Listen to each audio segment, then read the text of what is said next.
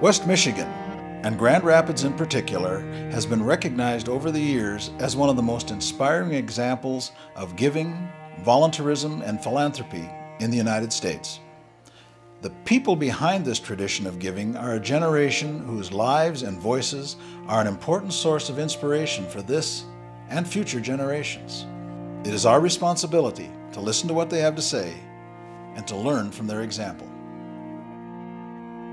It was my first babysitting job. I must have been about 11 years old, and they paid me a quarter. And so I was really floating. And Grandpa met me, and he said, "I want to hear all about it." So I told him what I had done. He said, "Well, let me see your quarter." And I began to say, "I know what I want to do with that quarter." And he said, "Well, let's look at it. The face on the quarter, that part of your earnings and your money is for you. But turn it over.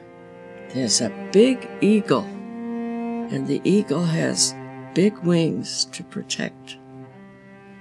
And that money is to go to help take care of others. Who do you think pays for the police and the hospitals?" I said, "But I was planning what I was going to do with it."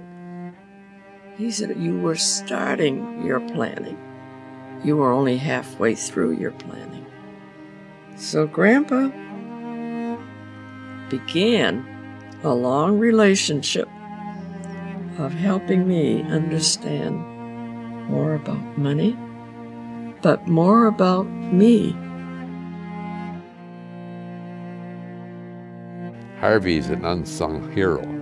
One of the best luxuries he said he had at Meyer was when we encouraged him to use a driver, because then he could read, he could sleep, and yet he ends up driving for the Red Cross.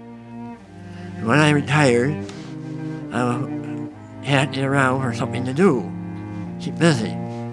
And I saw a newspaper article that the Red Cross wanted volunteers for driving. I said, "Well, I can do that." Anyway, I went there, and at that time they had a program for out of Kent County driving. But you had to use your own car. 95% of my driving is the Red Cross. I've probably driven, the last count was 515,000 miles. And that's 1,400 and some trips to Ann Arbor, and maybe 110 to Detroit.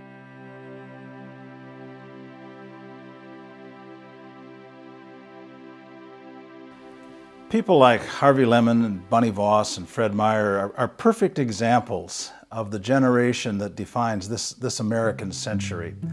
It's a generation that has gone through much, and it's a generation that has achieved much. This is a generation we need to look to listen to, and to learn from. To understand them, we need to see not only their achievements,